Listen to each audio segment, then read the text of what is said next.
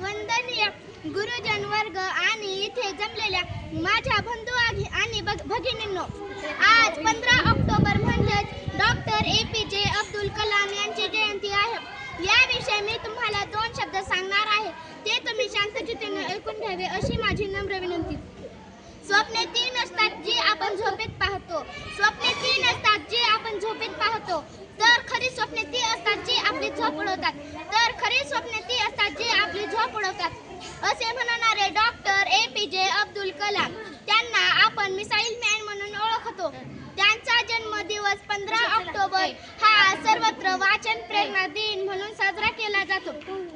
Doctor APJ Abdul Kalam असे व्यक्तिमत्व आहे की ज्यांच्या कार्याचे व मेहनतीचे वर्णन करण्यासाठी जगातील विशेषणे अपुरे पडतील. परिस्थितीसमोर कधीही हार मानू नये ही गोष्ट त्यांच्याकडून शिकण्यासारखी आहे.